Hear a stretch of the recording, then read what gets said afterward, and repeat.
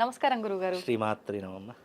గురుగారు, ఉగాది హ్మ్. మన తెలుగువారి నూతన సంవత్సరం రాబోతోంది. అవును. అయితే కొంతమందిలో డౌట్ ఉంది, 29, 30 అసలు ఏ రోజున ఉగాది అని చెప్పి. నిజంగా ఏ రోజున ఉగాది? మనకు ఉగాది అనేటటువంటి పండగ 30వ తారీఖు ఆదివారం రోజున యుగాది ప్రారంభమవుతుంది. అంటే ఓకే. యుగము ఆరంభమైనటువంటి రోజు కాబట్టి దీన్ని యుగాది యాక్చువల్ రానున్న వర్ష కాలంలో దీన్ని ఉగాదిగా మార్చేశారు.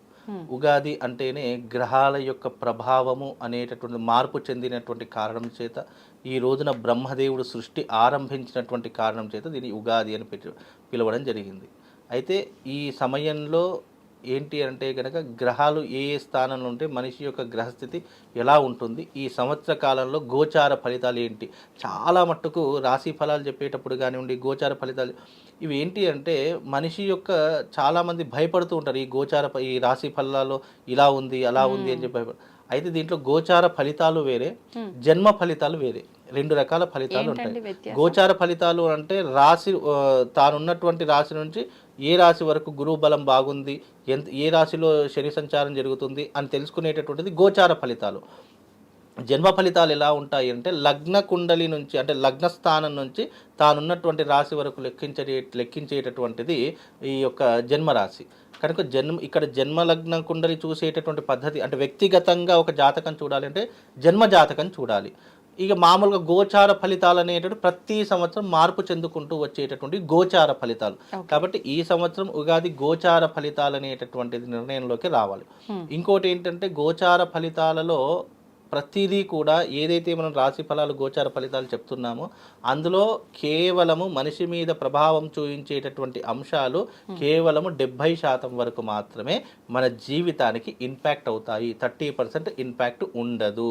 ఎందుకంటే గోచార ఫలితాలు అనేటటువంటి ఫలానా ఇప్పుడు నా రాశి తులారాశి అన్నాను అనుకోండి, ఈ తులారాశి వారికి ఈ సంవత్సరం నేను చెప్పేది ఏదైతే ఉంటుందో అది కేవలం 70% వరకు మాత్రమే ప్రభావం చూపిస్తుంది. మిగతా 30% ప్రభావం చూపించదు. ఉదాహరణకు నీ జీవితంలో యాక్సిడెంట్ అయ్యేటటువంటి యోగం ఉంది అని అన్నాం అనుకోండి, అది జరగవచ్చు జరగకపోవచ్చు, రెండు రకాలు. ఎందుకంటే ఈ కలియుగంలో గోచార ఫలితాలు అనేటటువంటివి 70% వరకే మనిషి జీవితానికి ఇంపాక్ట్ అవుతాయి. అవి సూచించేటటువంటి లక్షణాలు ఉంటాయి.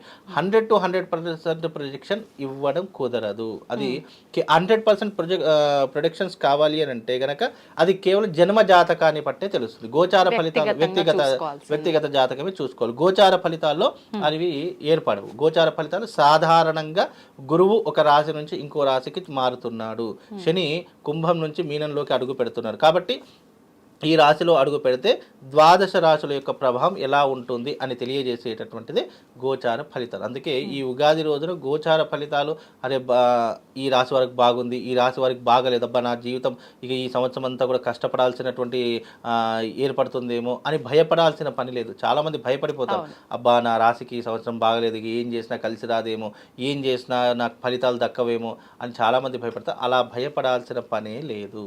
దీనికైనా దైవం ఉంది. దైవాన్ని నమ్ముకున్నటువంటి వారికి ఏ గ్రహం కూడా ఏం చేయలేదండి. అది ఎప్పుడైతే నువ్వు జాతకాన్ని నమ్ముతావో అప్పుడు దైవాన్ని కూడా నమ్మాల్సిందే. కాబట్టి నువ్వు దైవాన్ని ప్రతినిత్యము ఆరాధన చేసుకోవడం, ప్రతినిత్యము నువ్వు పూజించడం చేసావనుకో గ్రహాల యొక్క ఆధిపత్యం కానీ గ్రహాల యొక్క నెగిటివ్ ఇంపాక్ట్ కానీ నిన్ను ఏమీ చెయ్యదు. ఎప్పుడైనా గుర్తుపెట్టుకోండి. కాబట్టి ఈ ఉగాది అందరికీ శుభం లాభం కలగాలని కోరుకుందాం మనం. గురుగారు, ఉగాది శుభాకాంక్షలు మీకు. అయితే మనకు ఉగాది అనగానే షడ్రుచుల కలయిక ఉగాది పచ్చడి, ఖచ్చితంగా అది సేవించాల్సిందే అంటారు. అంటే మానవ జీవితంలో అన్నీ ఉండాలి, అన్నీ కలిపి ఉన్నదే ఈ మానవ జీవితం అని చెప్పి తెలియజేయడానికి ఇది ఒక పెద్ద నిదర్శనము. సైంటిఫిక్ గా కూడా మన పెద్దవాళ్ళు ఎన్నో రుజువులతో ఎన్నో వాటితో కలగలిపి ఇది ఇలా తింటే ఈ సీజన్ లో కరెక్ట్ అదొకటి కూడి ఉన్నది. ఒక్కసారి దాని గురించి. అయితే షడ్రుచుల సమ్మేళనం ఉగాది అని ఎందుకు అంటాము అంటే ఉగాది ఆరంభమైంది కాబట్టి మనకు ఈ ఉగాది నుంచి కొత్త చిగురు వస్తుంది. మామిడి పూత కానివ్వండి, మామిడికాయలు కానివ్వండి, చింతకాయ చెట్టు కానివ్వండి, లేదంటే వేప చెట్టు పూత కానివ్వండి, ఇవన్నీ కూడా సృష్టి ఎలా ఆరంభమయ్యింది అని అనడానికి ప్రకృతి కూడా అదే రకంగా చిగురిస్తూ ఉంటుంది. ప్రకృతిలో కూడా అనేక రకాలైనటువంటి మార్పులు జరుగుతాయి. ఆ రోజున షడ్రుచుల సమ్మేళనము అంటే 6 రకాలైనటువంటి పదార్థాలను కలిపి ఉగాది పచ్చడిగా మనకు చేయడం జరుగుతుంది. అంటే నువ్వు ఏదైతే సేవిస్తున్నావో ఆ సేవించేటటువంటి పదార్థంలోనే ప్రకృతిలో ఉన్నటువంటి అనేక రకాలైనటువంటి తీపి, కారము, పులుపు, వగరు, చేదు ఏ రకంగానైతే నువ్వు సేవిస్తున్నావో నీ జీవితంలో కూడా ఎప్పటికప్పుడు ఒకే రకమైనటువంటి స్టాండ్ ఉండదు. నీ జీవితంలో సుఖం ఉంటుంది, దుఃఖం ఉంటుంది, బాధ ఉంటుంది, కష్టం ఉంటుంది, ఆరోగ్యం బాగుంటుంది, ఆరోగ్యం బాగుండదు, నీ జీవితంలో అనేక రకాల మార్పులు సంభవిస్తాయి అనేటటువంటి నిర్వచనానికే ఈ ఉగాది పచ్చడి అనేటటువంటిది చేసుకోవడం, సేవించడం అనేది జరుగుతుంది. అంటే మామూలుగా సహజ సిద్ధంగా లౌకికంగా చెప్పాలి అంటే ఇది. ఇక శాస్త్రపరంగా చెప్పాలి అని అంటే కనుక షడ్రుచుల సమ్మేళనం అనేటటువంటిది మన ఆరోగ్యానికి సూచించినటువంటి అంశము. అందులో బెల్లం వేయడం కానివ్వండి, చింతపూత వేయడం కానివ్వండి, మామిడి పూత వేయడం కానివ్వండి, ఉప్పు లవణం వేయడం కానివ్వండి, తీపి, కారం, వగరు ఇవన్నీ కూడా వేయడం ద్వారా మన శరీరంలో ఉన్నటువంటి రుగ్మతలను తగ్గించేటటువంటి అవకాశము ఈ ఔషధ గుణాలకు. ఇప్పుడు మనం దాంట్లో వేసే ప్రతిదీ కూడా ఔషధ గుణాలతో కూడుకొని ఉన్నటువంటి పదార్థాలు దాంట్లో వేస్తారు. మీరు షడ్రుచుల సమ్మేళనం ఉన్నప్పుడు దాంట్లో వేసే ప్రతిదీ కూడా మీరు ఎప్పుడైనా గమనించారు, అవి సైంటిఫిక్గా కూడా ఔషధ గుణాలతో కూడుకున్నటువంటి పదార్థాలు అవన్నీ కూడా. ఇప్పుడు చింతపూత కావచ్చు, అలాగే మామిడి పూత కావచ్చు, మామిడికాయలు కావచ్చు, అలాగే వేప అయితే ఆయుర్వేదిక వృక్షాలు తెలియనటువంటి వాళ్ళు ఉండరు. బెల్లం కూడా మనకు ఆయుర్వేదికంలో చెప్పినటువంటి అంశాల్లో కూడుకొని ఉంటుంది.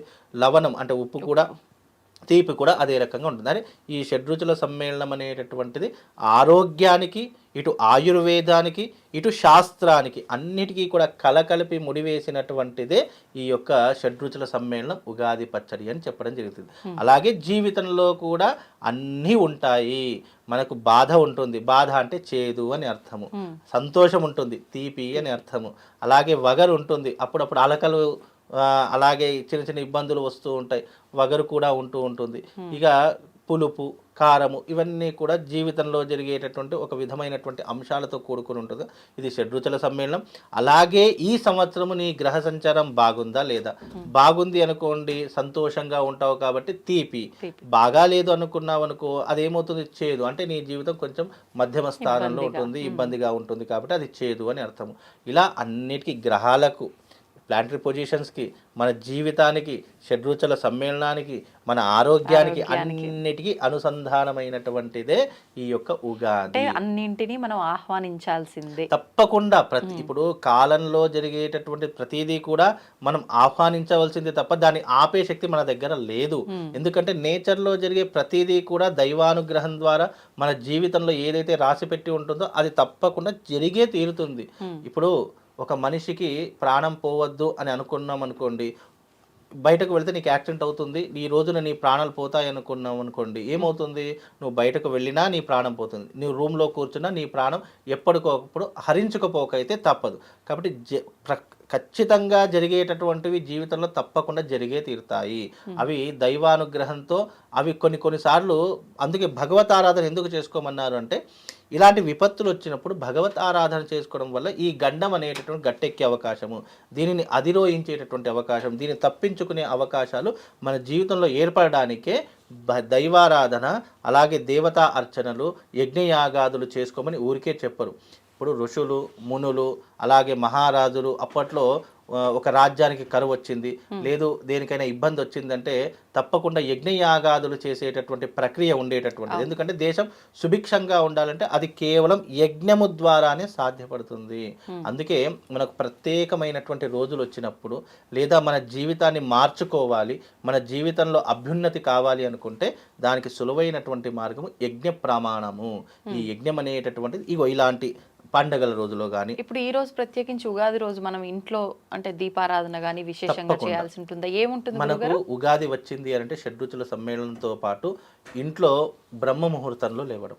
ఎందుకంటే బ్రహ్మ సృష్టించినటువంటి సృష్టి ఆవిర్భవించినటువంటి రోజు కాబట్టి, బ్రహ్మ ఈ రోజున సృష్టి ఆవిర్భవిస్తాడు కాబట్టి ఈ రోజున బ్రహ్మ ముహూర్తంలో ఎవరైతే లేచి చక్కగా లేచిన వెంటనే తప్పకుండా స్నానం ఆచరణ చేసుకోవాలి.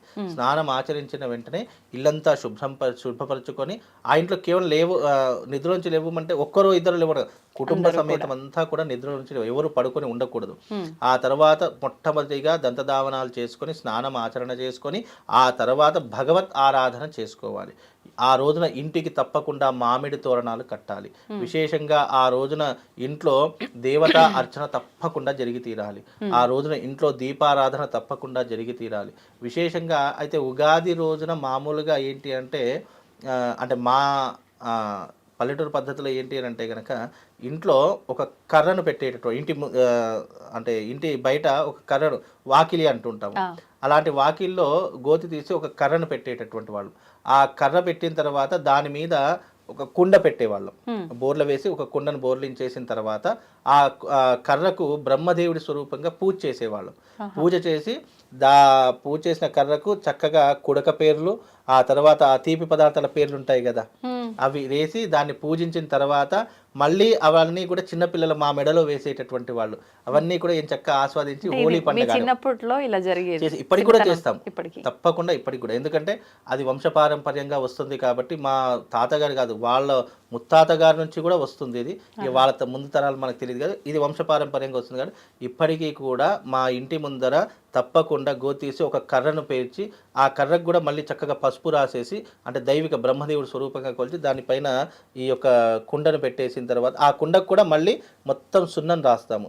సున్నం రాసి దానికి పసుపు బొట్లు పెట్టి గంధం బొట్లు పెట్టి చక్కగా దాన్ని అలంకరించి దానికి పూలదండ వేసేసి అది వేసేస్తాము. ఆ తర్వాత కుడకల పేర్లు, ఆ తర్వాత అవి తీపి పదార్థాల పేర్లు ఏవి ఉంటాయి కదా, అవన్నీ వేసి దానికి పూజిస్తాము. దాదాపుగా సంకల్పము, గణపతి పూజ, గౌరీ పూజ ఇవన్నీ ఆచరించిన తర్వాత దానికి ముందుగా ఈ ఉగాది పచ్చడి ఉంటుంది, దానికి నైవేద్యం పెట్టిన తర్వాతనే మేము సేవించడం జరుగుతుంది. అప్పటి వరకు సేవించడం జరగదు. ఆ తర్వాత ఇంట్లో చేసుకున్నటువంటి పిండి పదార్థాలు కానివ్వండి, వంట పదార్థాలు కానివ్వండి, అక్కడ చూయించిన తర్వాతనే మేము ఇతర కార్యక్రమాలు చేసుకునేటటువంటి పద్ధతులు. ఆ రోజున విశేషంగా పంచాంగానికి పూజ చేస్తాము. విశేషంగా ఆ రోజున పంచాంగానికి పూజ చేసి ఈ సంవత్సరం గోచార ఫలితాలు ఎలా ఉన్నాయి, ఈ సంవత్సరం బాగుందా లేదా అనేటటువంటిది విశేషంగా తెలుసుకొని ఆ తర్వాత పంచాంగ శ్రవణానికి మా తాతగారు అందరూ కూడా బయటకు వెళ్ళేటటువంటి వారు. ఇప్పటికీ కూడా మా తాతగారు అప్పట్లో పంచాంగం చెప్తే ఖచ్చితంగా 100% అది జరిగే తీరేటటువంటిది. ఎవరైనా జాతకం లేదనుకోండి, మా తాతగారు ఎవరైనా మా ఇంటి ముందరికి వెళితే వాళ్ళ జాతకం చూసి, నాయన నీకు ఈ రోజున కీడు ఉంది, నువ్వు ఎటు వెళ్ళకంటే ఆ వినిపించుకోకుండా వెళ్ళి కీడును తెచ్చుకున్నటువంటి వాళ్ళు కూడా చాలామంది ఉన్నారు. అంటే జ్యోతిష్యం ఆ రోజుల్లో అలా నడిచేటటువంటిది. కానీ ఇప్పుడున్నటువంటి జ్యోతిష్యము అప్పుడున్నటువంటి జ్యోతిష్యం చాలా వ్యత్యాసం ఉంటుంది. ఎందుకంటే అప్పుడున్నటువంటి జ్యోతిష్యం పర్ఫెక్ట్గా మీరు అన్నట్టుగా 100% నీ జీవిత చరిత్ర అంతటి కూడా ముందు వేసి జ్యోతిష్యంలో మార్పు వచ్చిందా? జ్యోతిష్యం చెప్పే వాళ్ళలో మార్పు వచ్చింది, జ్యోతిష్యంలో కూడా మార్పు వచ్చింది. ఎందుకంటే జ్యోతిష్యం అనేటటువంటిది మార్గదర్శి. నాయన నువ్వు ఫలానా ఈ పని చెయ్యకు అని అన్నాం అనుకోండి, ఇవన్నీ ఎవరు వింటారులే, చేసి చూద్దాము అని చెప్పి చేసేస్తూ ఉంటారు. వద్దు అన్నదాన్ని చేయడం మూర్ఖత్వం. మూర్ఖత్వాన్ని పాటించాడు అనుకోండి, ఏమవుతుంది, ఆ కష్టము, నష్టము, బాధ, దుఃఖం అన్నీ అనుభవించవలసిందే. నువ్వు చెయ్యకు అని అన్నప్పుడు దాన్ని పక్కన పెట్టేసి దాన్ని ముట్టుకోకుండా ఉంటే నీ జీవితం అద్భుతంగా. ఇప్పుడు ఉదాహరణకు అక్కడ అగ్ని వెలుగుతుంది, నాయన నువ్వు అక్కడికి వెళ్ళకు, నీకు అగ్ని కాలుతుంది అని అన్నప్పుడు మనకేం కాలుతుందో ఇట్లాంటి చాలా చూసామని చెప్పేసి వెళ్ళాడు అనుకోండి, తప్పకుండా ఆ అగ్ని కాలే తీరుతుంది. కాబట్టి ఇక్కడ చెప్పేవాడు వినేవాడు సరిగ్గా ఉంటే జ్యోతిషం వాడి జీవితంలో 100% తప్పకుండా ప్రభావం అనేటటువంటిది చూపిస్తుంది. ఒకవేళ జ్యోతిష్యాన్ని నమ్మను అని అనుకున్నప్పుడు నువ్వు ఏం చేస్తావు, ఆ కష్టాన్ని అనుభవించే తీరుతావు. కాబట్టి ఎప్పుడైనా జ్యోతిష్యం అనేటటువంటి చెప్పేవాడి మీద ఉంటుంది, ఆచరించేవాడి మీద ఉంటుంది. చెప్పేవాడు గొప్పతనం కాదు, ఆచరించేవాడు గొప్పవాడు అని శాస్త్రము. ఇప్పుడు మనకు ఉగాది అనగానే ఉగాది పచ్చడి ఎలాగో పంచాంగ శ్రవణం, నవనాయకుల ఫలితాలు ఏ రకంగా ఉన్నాయి గురుగారు? నవనాయకుల ఫలితాలు ఈ సంవత్సరము రాజు సూర్యుడు అయ్యాడు కాబట్టి, సూర్యుడు రాజుగా ఉన్నటువంటి కారణం చేత విపరీతమైనటువంటి ఎండలు, విపరీతమైనటువంటి వడదెబ్బలు, అలాగే ఈ సంవత్సరం ఎర్రటి ధాన్యాలు విపరీతంగా పెరిగేటటువంటి లక్షణాలు ఏర్పడతాయి. అలాగే ఈ సంవత్సరం బంగారపు ధరలు విపరీతంగా ఆకాశానికి అంటేటటువంటి అవకాశాలు ఉంటాయి. ఎర్రటి వస్తువులు కానివ్వండి, ఎర్రటి పప్పు దినుసులు కానివ్వండి, ధరలు విపరీతంగా పెరిగే అవకాశాలు ఉంటాయి. అందులోనూ ఈ సంవత్సరము రాజు సూర్యుడు అయ్యాడు కాబట్టి రాష్ట్ర రాజకీయాలలో అనేక రకాల యుద్ధ వాతావరణం ఉంటుంది. ఎందుకంటే రాజు ఎలా ఉంటే ప్రజలు అలా ఉంటారు. అలాగే రాజు సూర్యుడు అయ్యాడు కాబట్టి విపరీతమైనటువంటి యుద్ధ వాతావరణం ఉంటుంది. రాష్ట్ర రాజకీయాల్లో పెనుమార్పులు సంభవిస్తాయి. అలాగే చర్మ సంబంధితమైనటువంటి వ్యాధులు కావచ్చు, అలాగే శ్వాసకోశకు సంబంధించినటువంటి వ్యాధులు కావచ్చు. ఈ సంవత్సరం ఎక్కువగా ఇలాంటి వ్యాధులతో బాధపడేటటువంటి లక్షణాలు ఉంటాయి. అలాగే విషజ్వరాలు వచ్చేటటువంటి అవకాశాలు కూడా విపరీతంగా ఉంటాయి. కాబట్టి వీలైనంత వరకు ఈ సంవత్సరము కాస్త జాగ్రత్తగా ఉండడం చాలా విశేషము. ఎందుకు అనంటే గనక రాజు యథా రాజా తదా ప్రజ, రాజు ఎలా పరిపాలన చేస్తున్నాడో ప్రజలు కూడా అదే రకమైనటువంటి ఆనందాన్ని అనుభవిస్తారు. రాజు మంచివాడు అనుకోండి, రాజ్యంలో ఉన్నటువంటి ప్రజలందరూ కూడా ఆనందం అనుభవిస్తారు. రాజే చెడ్డవాడయ్యాడు అనుకోండి, ప్రజలందరూ కూడా కష్టపడేటటువంటి తత్వం ఏర్పడుతుంది. కాబట్టి ఈ సంవత్సరము కొంచెం గడ్డు కాలము, అందులోనూ ఈ సంవత్సరము షష్టగ్రహ కూటమి అనేటటువంటి కారణం చేత కూడా దీని యొక్క ప్రభావం ఆరంభమయ్యేటటువంటి రోజు కనుక ఇది ఉగాదికి ఒక రోజు ముందు ఆరంభమవుతుంది. కాబట్టి ఈ అమావాస్య ఆరంభమైనటువంటి రోజు కాబట్టి దీని యొక్క ప్రభావము తప్పకుండా భూమి మీద, నేచర్ మీద అంటే వాతావరణం మీద, అలాగే ప్రకృతి మీద, మనిషి మీద, భూమి మీద తప్పకుండా దీని యొక్క ప్రభావం అనేటటువంటిది ప్రారంభమవుతుంది. కాబట్టి ఈ సంవత్సరం వీలైనంత వరకు దైవిక ఆరాధనలు, యజ్ఞయాగాదులు, దేవతా క్రతువులు ఇంట్లో ఉన్నా సరే దేవతా ప్రార్థనలు చేసుకొని మీ జీవితాన్ని మీరే మలుచుకునేటటువంటి ప్రయత్నం చేయాలి. ఇది ఏదో ఒకరో ఇద్దరో చేయవలసింది కాదు, దేశవ్యాప్తంగా ప్రపంచవ్యాప్తంగా అందరూ చేసుకోవాలి. ఎందుకంటే ఇక్కడ ఒక విషయం ఏంటి అంటే కనుక మనకు ప్రకృతిలో జరిగేదాన్ని దేని ఆపలేము, కానీ మన దాకా రాకుండా మనకు ఒక ప్రొటెక్షన్ అనేటటువంటి భగవంతుడు మనకి ఇచ్చాడు. అదే సులువైనటువంటి మార్గం భక్తి మార్గము. ఆ భక్తి ద్వారా వెళ్తే కనుక తప్పకుండా వాళ్ళకి శుభం లాభం జరుగుతుంది. నవనాయకుల్లో రాజు ఎలా ఉంటే మిగతా గ్రహాలన్నీ కూడా అలాగే ఉంటాయి. రాజు అలాగే ఉన్నాడు, సస్యాధిపతి, మంత్రి, సేనాధిపతి, మేఘాధిపతి, నిరసాధిపతి, ఇవన్నీ కూడా మధ్యమ ఫలితాలే ఉన్నాయి తప్ప అంత చెప్పుకోదగ్గటువంటి ఫలితాలు అయితే మనకు కనిపించడం లేదు. అయితే ఈ సంవత్సరం మనకు రాజు రవి అయినటువంటి కారణం చేత ఎలాంటి ఫలితాలు ఉంటాయంటే, నవనాయకుల్లో సూర్యుడు రాజైనందువలన ముఖ్యంగా పాలకుల మధ్య విరోధం ఏర్పడుతుంది. గతంలో చెప్పాను, పాలకులు అంటే రాజకీయ నాయకులు కావచ్చు, సినిమా రంగంలో ఉన్నటువంటి వాళ్ళు కావచ్చు, లేదా వృత్తి వ్యాపార రంగంలో ఉన్నటువంటి వాళ్ళు కావచ్చు, ఎవరైనా కావచ్చు, వాళ్ళ మధ్య విభేదాలు ఎక్కువగా ఏర్పడేటటువంటి అవకాశాలు ఉంటాయి. అలాగే ప్రజలకు రక్షణ తగ్గుతుంది. అంటే రాష్ట్ర రాజకీయ నాయకుల వల్ల కావచ్చు, లేదా ఇతరుల వల్ల కావచ్చు, ప్రజలకు అసలు రక్షణ లేకుండా పోతుంది. ఇక మేఘములు మరీ ఎక్కువగా కాక తక్కువగా వర్షవృష్టిని కురిపించేటటువంటి అవకాశాలు ఉంటాయి. ఎందుకంటే తీవ్రమైనటువంటి ఎండలు ఎక్కువగా ఉంటూ ఉంటాయి.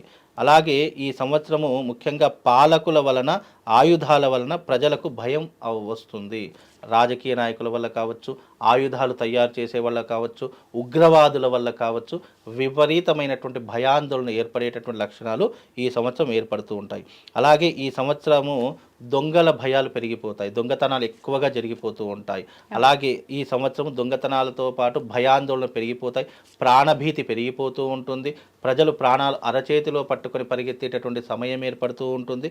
కాబట్టి ఈ సంవత్సరం దొంగల భయాలు కూడా ఎక్కువగా పెరిగిపోతూ ఉంటాయి, దొంగతనాలు ఎక్కువగా జరిగేటటువంటి అవకాశాలు ఉంటాయి. కాబట్టి పోలీస్ శాఖ వారు చాలా జాగ్రత్తగా ఉండాలి, అలర్ట్గా ఉండాలి. అలాగే ఈ సంవత్సరం అగ్ని ప్రమాదాలు కూడా విపరీతంగా జరుగుతాయి. ఎందుకంటే రాజు అగ్నితత్వకారకుడు, సూర్యుడు అంటేనే మండే అగ్నిగోళం అని అంటూ ఉంటాం. కాబట్టి దాని ద్వారా సూర్యుడు రాజు అయినటువంటి కారణం చేత అగ్ని ప్రమాదాలు విపరీతంగా జరిగేటటువంటి అవకాశాలు కూడా ఈ సంవత్సరం ఏర్పడుతూ ఉంటాయి. కాబట్టి వీలైనంత వరకు జాగ్రత్తగా ఉండేటటువంటి ప్రయత్నం చేయాలి. అలాగే ఈ సంవత్సరము చంద్రుడు మంత్రి, రాజు ఎలాగో సలహా ఇచ్చేటట్టు మంత్రి వర్గం కూడా అలాగే ఉంటుంది. కాబట్టి మంత్రి చంద్రుడు అయినటువంటి కారణం చేత ముఖ్యంగా మంత్రిగా ఉంటే వర్షాలు పుష్కలంగా కురుస్తాయి, అన్ని విధాలైన పంటలు పండుతాయి, ప్రజాక్షేమం, ఆరోగ్యం లభిస్తాయి, అందరూ సుఖంగా జీవిస్తూ ఉంటారని చెప్పేసి మంత్రి ద్వారా తెలుసుకోవచ్చు. రాజు ఎంత చెడ్డవాడైనా కొన్నిసార్లు మంత్రి మాట వింటూ ఉంటాడు. మంత్రి ఏ మాట చెప్తే రాజు కొన్నిసార్లు ఆ మాటను ప్రభావితం చేస్తాడు. రాజు ఒకవేళ నీచుడైనటువంటి వాడైనా సరే కొన్నిసార్లు మంత్రి ద్వారా కూడా మనకు కొంచెం రాజసుభిక్షం అనేటటువంటి ఏర్పడుతుంది. కాబట్టి మనకు చంద్రుడు మంత్రి అయినటువంటి కారణంగా వర్షాలు కొద్దిగా బాగానే కురుస్తూ ఉంటాయి. అలాగే ముఖ్యంగా సూర్యుడు సేనాధిపతిగా ఉంటే పరిపాలకుల మధ్య కూడా కలహాలు ఉంటాయి. సూర్యుడు కూడా సేనాధిపతి కూడా సూర్యుడే అయినాడు కాబట్టి దానివల్ల కలహాలు ఏర్పడుతూ ఉంటాయి, యుద్ధాలు సంభవిస్తూ ఉంటాయి. మన దేశానికి కానీ పరాయి దేశాలకు కానీ యుద్ధాలు సంభవించే అవకాశం కానీ, లేదా మన దేశంలో యుద్ధ వాతావరణం మేల్కోవడం కానివ్వండి, ఇలాంటివి ఎక్కువగా జరిగేటటువంటి అవకాశం ఉంటుంది. అలాగే ముఖ్యంగా వాయు ప్రభావం వలన వర్షం తక్కువగా కురుస్తుంది.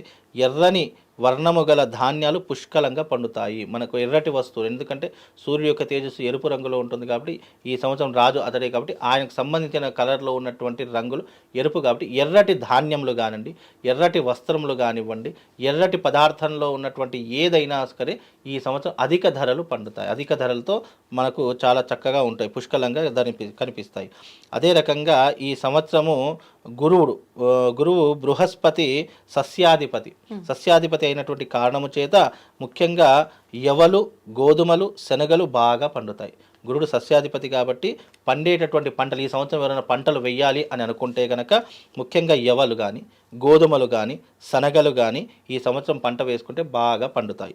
అలాగే ముఖ్యంగా పసుపు కూడా బాగానే పండుతుంది. వర్షపు నేలలు బాగా సారవంతమైనటువంటి పుష్కలాలు కూడా ఎక్కువగా పండుతాయి. సారవంతమైనటువంటి నేలలు ఇలాంటి పంటలు వేస్తే కనుక తప్పకుండా పుష్కలమైనటువంటి లాభాలు వస్తాయి. ఈ సంవత్సరం అలాంటి పంటలు వేసుకోండి. ఇక ముఖ్యంగా కుజుడు ధాన్యాధిపతి కావడం వలన ముఖ్యంగా ఏమవుతుందంటే ముల్లంగుల ధాన్యాధిపతి కుజుడు కావడం చేత ముల్లంగుల ధాన్యాలు కానీ, వరి, యవలు, రాగులు మొదలైనవి కాకుండా స్వల్ప ధాన్యాలు కూడా, చిరుధాన్యాలు, జొన్నలు, సజ్జలు బాగా పండుతాయి. అలాగే ఎర్రటి మట్టి భూములు సంపూర్ణంగా ఫలితాలు ఇస్తాయి. ఎర్రటి మట్టి భూములు ఎవరికైనా ఉంటే సంపూర్ణమైనటువంటి ఫలితాలు కూడా అందజేస్తాయి. అలాగే ముఖ్యంగా సూర్యుడు కూడా అర్ఘ్యాధిపతి అయినటువంటి కారణం చేత అన్ని వస్తువుల ధరలు తగ్గి ప్రజలకు అందుబాటులోకి వస్తాయి. ఏదైనా ధరలు పెరిగేటటువంటి లక్షణాలు ఉంటే కనుక కొద్దిగా తగ్గుముఖం పట్టి నిత్యావసర వస్తువులు తగ్గుముఖం పట్టేటటువంటి లక్షణాలు కూడా ఉంటూ ఉంటాయి.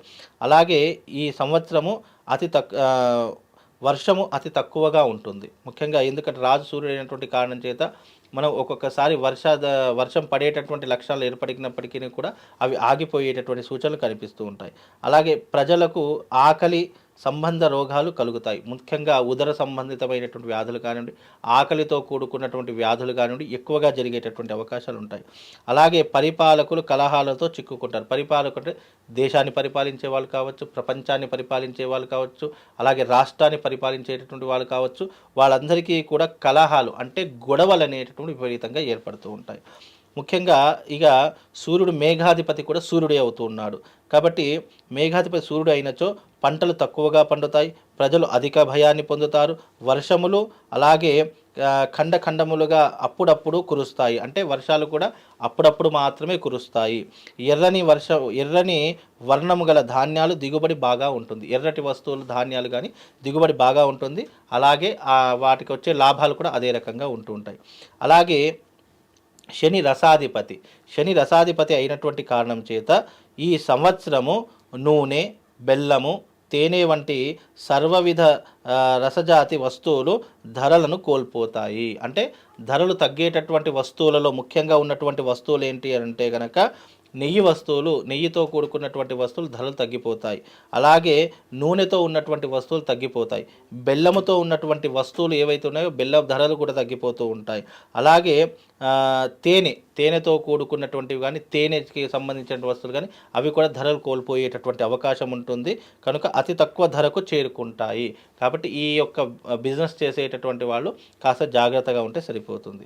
అలాగే నిరసాధిపతి బుధుడు అయినటువంటి కారణం చేత ఎలాంటి ఫలితాలు ఉంటాయి ఈ సంవత్సరం అంటే కనుక ముఖ్యంగా బుధుడు నిరసాధిపతి అగుట వలన గరుడ పచ్చ మనులు అంటే బుధుడికి సంబంధించినటువంటి రత్న జాతి అది. కాబట్టి ఆ రత్నాలకు సంబంధించినటువంటి ఇదంతా కూడా అధికమంతా లభిస్తాయి. అనేక రకాల ధాన్యాలు బాగా పండి అన్ని విధాల జనులకు సమృద్ధిని కలిగిస్తాయి. అంటే ఈ యొక్క పచ్చటి రంగులో ఉన్నటువంటి ధాన్యాలు కావచ్చు, లేదా పచ్చటి రంగులో ఉన్నటువంటి స్టోన్స్ కావచ్చు, ఇవి అధికంగా ఈ సంవత్సరం మనకు లభిస్తాయి. అధికంగా లభించినటువంటి వాటికి ఏమవుతుందంటే ధరలు తగ్గుతాయి. కాబట్టి అవి అధికంగా ఈ సంవత్సరం ఉంటూ ఉంటాయి. ముఖ్యంగా ఈ సంవత్సరం మరియు ఈ యొక్క నవనాయకులు ఈ రకమైనటువంటి ఫలితాలు అంటే ఈ సంవత్సరము సూర్యుడు ముఖ్యంగా సేనాధిపతి సూర్యుడే, మళ్ళీ రాజు సూర్యుడే, అలాగే ఈ యొక్క సస్యాధిపతి అలాగే అర్ఘ్యాధిపతి కూడా సూర్యుడే. అంటే ఇక్కడ 4 పాలకుడు ఎవరు అని అంటే సూర్యుడే. 4 నవనాయకుల్లో 4 యొక్క పాలన ఎవరు చూసుకుంటున్నారంటే సూర్యుడు చూసుకుంటున్నాడు. కాబట్టి ఈ సంవత్సరము సూర్యుడి యొక్క తేజస్సు, సూర్యుడి యొక్క దృష్టి భూమి మీద విపరీతంగా ఏర్పడుతుంది. కాబట్టి సూర్యుడి యొక్క తత్వం ఏంటి అంటే గనక ఎండలు మండేలా వేడులు ఎక్కువగా చేసేటటువంటి వాడు, వర్షాలు తక్కువగా కురిపించేటటువంటి వాడు, ఎర్రటి ధాన్యపు వస్తువులను విపరీతంగా ధరలు ఆకాశానికి అంటించేటటువంటి వాడు, అలాగే ఈ సంవత్సరం స్కిన్ ఎలర్జీలు రావడము, విష జ్వరాలు రావడము, ఆరోగ్యం సహకరించకపోవడము, ఇలాంటివి ఎక్కువగా జరిగేటటువంటి లక్షణాలు ఈ సంవత్సరం ఉంటాయి. అలాగే ఈ సంవత్సరం ప్రేమ వివాహాలే విపరీతంగా జరుగుతాయి. పెద్దలు గుర్తించినటువంటి వివాహాలు చాలా తక్కువ శాతంలో జరుగుతాయి. అందులోనూ ఈ సంవత్సరం కరువు కాటకాలు పెరిగిపోతాయి. ముఖ్యంగా రాష్ట్ర రాజకీయ భవిష్యత్తు, అలాగే వాళ్ళు చేసేటటువంటి చర్యలు ఏవైతే ఉన్నాయో, వాళ్ళు తీసుకునేటటువంటి ఈ యొక్క విధానాలు ఏవైతే ఉన్నాయో అవి ప్రజల మీద భారాన్ని పెంచేటటువంటి లక్షణాలు ఈ సంవత్సరం నవనాయకుల ఫలితం వల్ల కలుగుతాయి. ధాన్యాది వస్తువులు అనేటటువంటి తగ్గుతూ పెరుగుతూ వస్తూ ఉంటాయి. కాబట్టి అవి ప్రతి సంవత్సరం పెరుగుతూ తగ్గుతూ వచ్చేటటువంటి సర్వసాధారణంగా జరుగుతాయి. కాబట్టి ఈ సంవత్సరం మనకి ఏంటంటే ముఖ్యమైనటువంటి ఎఫెక్ట్ రాష్ట్ర రాజకీయ నాయకుల వల్ల, దొంగల వల్ల, అలాగే అగ్ని ప్రమాదాల వల్ల ఇబ్బందులు జరిగేటటువంటి లక్షణాలు ఎక్కువగా కనిపిస్తాయండి. ఏ రంగాల వాళ్ళకి ఎక్కువగా రాణించే అవకాశం ఉందంటారు గురుగారు ఇప్పుడు ఉగాది తర్వాత? ఉగాది తర్వాత అంటే ఏ రాసుల వారికి అంటే రాణించేటటువంటి మామూలుగా ఇప్పుడు ఇందాక మీరు రాజకీయం గురించి చెప్పారు, అలానే మీడియా కావచ్చు, ఇప్పుడు వ్యవసాయం ఎలా ఉందో చెప్పారు, అలా ఏ రంగాల వాళ్ళకి ముఖ్యంగా ఈ సంవత్సరము ఏ రంగంలో ఉన్నటువంటి వారికి అంటే సినిమా రంగంలో ఉన్నటువంటి వాళ్ళు చాలా రాణించేటటువంటి లక్షణాలు ఉన్నాయి. అలాగే వ్యవసాయ రంగంలో ఉన్నటువంటి వారు వాళ్ళు వేసేటటువంటి వరి కంటే ఎక్కువ మీరు జిగురు పదార్థాలతో ఉన్నటువంటి పదార్థాలు ఎక్కువగా వేసేటటువంటి ప్రయత్నం చేయండి. ముఖ్యంగా సోయా కానివ్వండి, లేదు అని అంటే సన్ఫ్లవర్ కానివ్వండి, అలాగే ఈ యొక్క నువ్వులు కానివ్వండి, ఇలాంటి పదార్థాలను ఎక్కువగా మీరు విక్రయ ప్రదేశాలు చేసేటటువంటి పనులు పెట్టుకోండి. తప్పకుండా దాంట్లో లాభం కలుగుతుంది. అందులోనూ ఈ సంవత్సరం ముఖ్యంగా అత్యధిక లాభాలు వచ్చేటటువంటి పప్పు దినుసులలో అత్యధిక లాభాలు ఆ రంగం వారికి తప్పకుండా, పప్పుల వ్యాపారాలు చేసే వాళ్ళు ఉంటారు కదా, అలాంటి వారికి తప్పకుండా ఈ సంవత్సరము శుభ ఫలితాలు ఉన్నాయి. కాబట్టి వాళ్ళందరికీ కూడా శుభం లాభం కలుగుతుందండి. వ్యక్తిగతంగా అంటే మామూలుగా కొన్ని రాసుల వారికి ఉగాది తర్వాత రాజయోగం పట్టబోతుందంటారు, కొన్ని రాసుల వాళ్ళకి చాలా ఇబ్బంది ఉందంటారు, కొన్ని రాసుల వారికి మధ్యస్థంగా అంటారు. అలాంటి రాసుల వారు ఎవరైనా ఉన్నారా ప్రత్యేకించి? ముఖ్యంగా ఈ సంవత్సరం గనక చూసుకున్నట్టయితే అమ్మ, ముఖ్యంగా ఈ సంవత్సరం అదృష్టం ఉన్నటువంటి రాశి మొట్టమొదటి రాశి వృషభ రాశి. వృషభ రాశి వారు ఈ సంవత్సరం చాలా అదృష్టవంతులు అని చెప్పుకోవచ్చు. ఎందుకంటే గురువు 2వ స్థానంలోను, శని 11వ స్థానంలోను, రాహు 11వ స్థానంలోను. 11వ స్థానం శనికి రాహులకు చాలా అద్భుతమైనటువంటి స్థానం. ఆ స్థానంలో శని రాహులు ఉంటే శుభ ఫలితాలను ఎక్కువగా ఇస్తారు. కాబట్టి శుభ ఫలితాలు ఎక్కువగా ఉంటాయి. అందులో 2వ స్థానంలో గురు సంచారం అనేటటువంటి ఆర్థిక పరమైనటువంటి అంశాలకు చాలా పెట్టింది పేరు. కాబట్టి ఆర్థిక పరంగా గురువు 2వ స్థానంలో ఉన్నాడు. కాబట్టి వీళ్ళకు 3 గ్రహాలు చాలా అద్భుతంగా ఈ సంవత్సరం ఫలితాన్ని అందజేస్తాయి. కాబట్టి వృషభ రాశి వారికి పట్టిందల్లా బంగారం అవుతుంది, ముట్టుకున్న పనల్లా కూడా విజయవంతం అవుతుంది. చేసే ప్రతి కార్యాచరణలో కూడా చక్కనైనటువంటి లాభాలు సంపాదిస్తారు. ఈ సంవత్సరం ఆస్తులు కొనుగోలు చేసుకోవడం, బంగారం కొనుగోలు చేసుకోవడం, విశేషంగా వాళ్ళ ఇంటి అందు శుభకార్యాలు ఆచరించడం, ఇలాంటివి తప్పకుండా ఆచరిస్తూ ఉంటారు. కాబట్టి వృషభ రాశి వారు చాలా అదృష్టవంతులు అని చెప్పుకోవచ్చు. మీరు ఏదైనా పెట్టుబడి పెట్టాలి అని అనుకుంటే కనుక బంగారం మీద పెట్టుబడి పెట్టండి. ఎందుకంటే బంగారం మీద పెట్టుబడి పెడితే అది రానున్న కాలంలో తప్పకుండా ₹1,00,000 అయ్యేటటువంటి అవకాశం. గత సంవత్సరంలో ఉగాదప్పుడు అంటే దాదాపుగా 60,000 ఉన్నటువంటి బంగారము ఆదేలు వచ్చే బంగారం ఆకాశానికి అంటుతుంది. తప్పకుండా బంగారం మీద ఇన్వెస్ట్మెంట్ చేయమని చెప్పాను. ఈ రోజున మనం చెప్పుకునేటటువంటి సమయానికి ఈ రోజున బంగారం 90,000 అయ్యింది. అంటే దాదాపుగా 60 నుంచి 90,000 అయితే దాదాపు 30,000 పెరిగింది. అంటే తులానికి 30,000 పెరిగింది అని అంటే కనుక 10 తులాలు కొన్నటువంటి వాడికి 3 లక్షలు పెరిగింది. కాబట్టి ఎప్పుడైనా సరే బంగారం మీద ఇన్వెస్ట్మెంట్ చేయండి. బంగారం, భూమి మీద, ఈ రెండుటి మీద ఇన్వెస్ట్మెంట్ చేసినటువంటిది ఏదైనా కూడా తప్పకుండా పెరిగే అవకాశం ఉంటుంది తప్ప తరగదు. కాబట్టి ఈ రెండుటి మీద మీరు తప్పకుండా మీరు ఈ యొక్క పెట్టుబడి అనేటటువంటి పెట్టండి.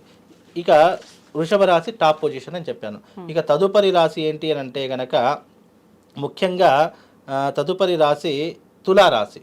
తులారాశి వారికి కూడా గురువు 9వ స్థానంలోను, శని 6వ స్థానంలో సంచరిస్తున్నారు. కాబట్టి తులారాశి వారికి కూడా ఈ సంవత్సరం చాలా అద్భుతమైనటువంటి యోగం ఏర్పడుతుంది.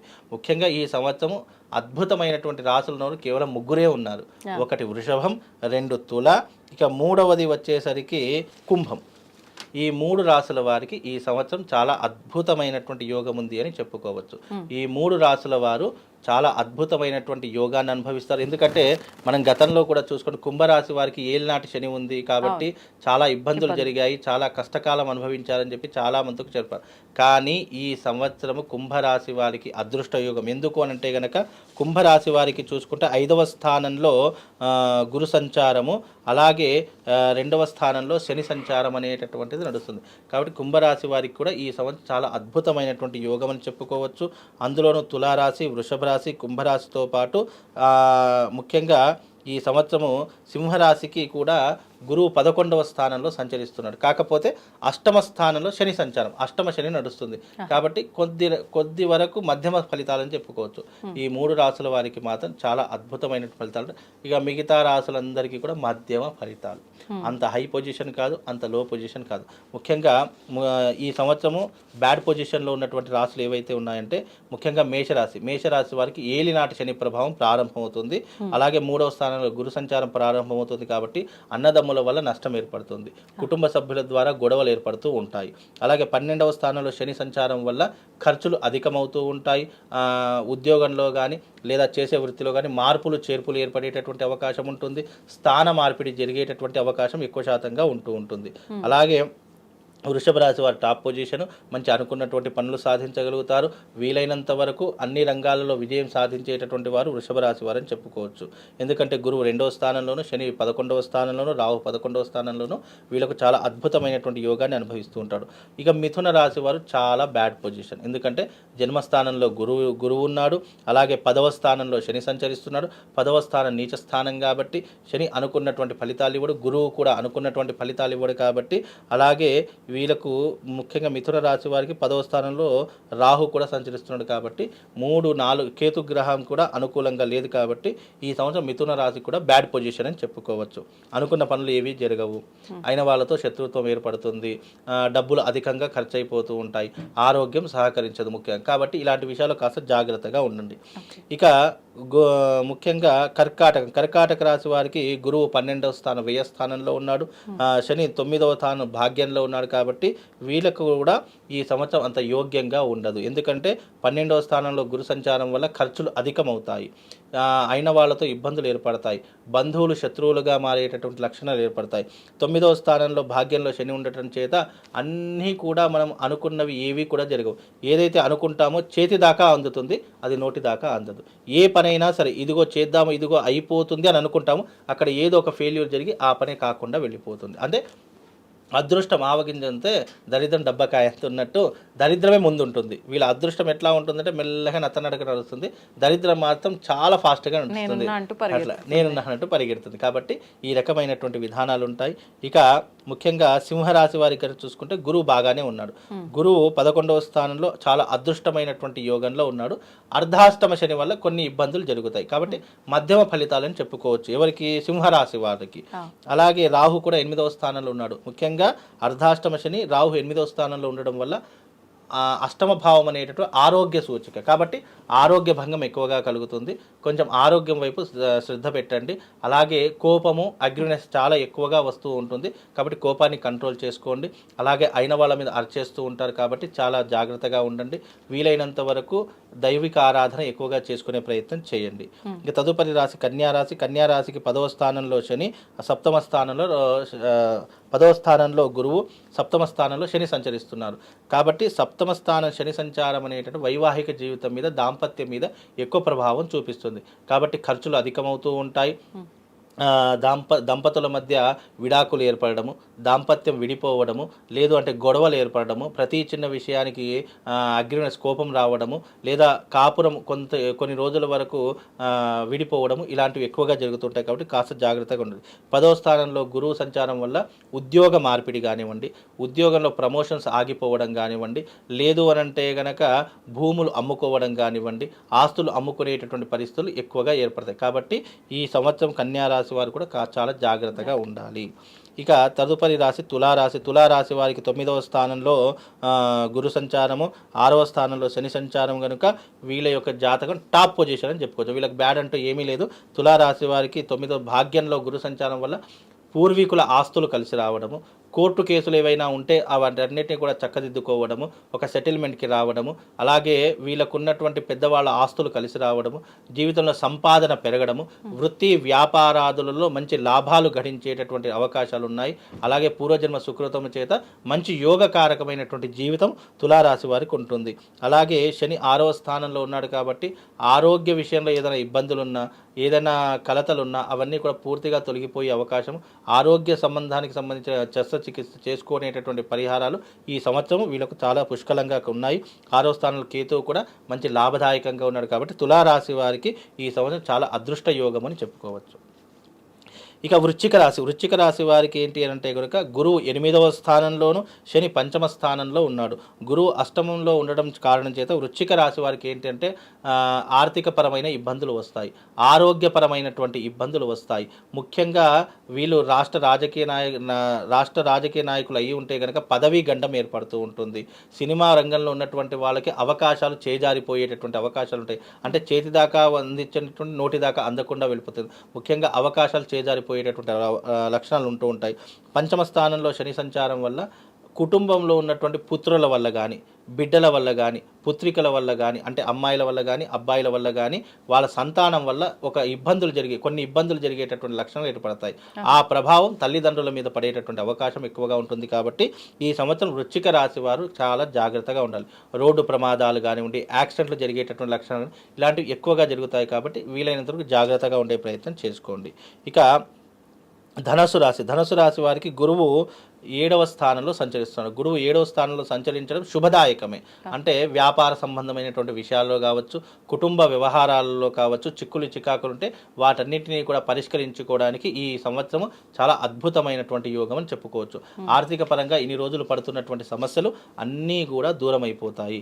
డబ్బులు సంపాదించడానికి, డబ్బును పెంచుకోవడానికి ఈ సంవత్సరం చాలా కష్టపడేటటువంటి దాంట్లో ఈ యొక్క ధనుసు రాశి వారు ఉన్నారు. కానీ అర్ధాష్టమ శని నడుస్తుంది వీళ్ళకు. ఈ అర్ధాష్టమి అంటే చతుర్థంలో శని సంచారం వల్ల ఏమవుతుంది అంటే కనుక ఆరోగ్య భంగం ఏర్పడము, లేదు అనంటే కుటుంబంలో కలతలు ఏర్పడము, లేదు అనంటే కనుక వాళ్లకు సహజ సిద్ధంగా స్నేహితులతో కానీ, బంధువులతో కానీ విరోధం ఏర్పడేటటువంటి లక్షణాలు ఉంటాయి. ఈ ఉమ్మడిగా వ్యాపారం పార్ట్నర్షిప్లో బిజినెస్ చేసేటటువంటి వాళ్ళకు మాత్రం కాస్త గడ్డు కాలము అని చెప్పుకోవచ్చు. ఎవరికి? ధనుస్సు రాశి వారికి. కనుక ధనుస్సు రాశి వారు శని బాగా లేడు కాబట్టి వీలైనంత వరకు శని ఆరాధన చేసుకునే ప్రయత్నం చేయండి. ఇక తదుపరి రాశి మకర రాశి వారికి ఏంటి అని అంటే 6వ స్థానంలో గురు సంచారము, 3వ స్థానంలో శని సంచారము, రాహు సంచారం కూడా 3వ స్థానంలో నడుస్తుంది. కాబట్టి గురు బలం వీళ్ళకు అనుకూలంగా లేదు. కాకపోతే శని రాహు ఇద్దరు కూడా అనుకూలంగా ఉన్నారు కాబట్టి విదేశీ ప్రయాణాలు చేస్తారు. ముఖ్యంగా విదేశీ ప్రయాణాలతో పాటు కొత్త వాళ్ళ పరిచయాలు ఏర్పడుతూ ఉంటాయి. అలాగే ఇతర స్త్రీలతో శారీరక సంబంధం ఏర్పరచుకుంటారు. అలాగే కుటుంబ జీవితంలో గురువు బాగా లేడు కాబట్టి కుటుంబ జీవితంలో ఏంటి అని అంటే కనుక మనస్పర్ధలు వచ్చే అవకాశము, కుటుంబం విడిపోయేటటువంటి అవకాశం, భార్యాభర్తల మధ్య వైరం ఏర్పడేటటువంటి అవకాశం ఏర్పడుతుంది. డబ్బు కొరత విపరీతంగా ఏర్పడుతుంది. కాబట్టి వీళ్ళకు గురు అనుకూలంగా లేదు కాబట్టి డబ్బు కొరత అనేటటువంటిది ఏర్పడుతూ ఉంటుంది. శని రాహువులు బాగానే ఉన్నారు కాబట్టి కొంతవరకు లాభదాయకం అని చెప్పుకోవచ్చు. అంటే మధ్యమ ఫలితాలు అనేటటువంటి ఉంటాయి.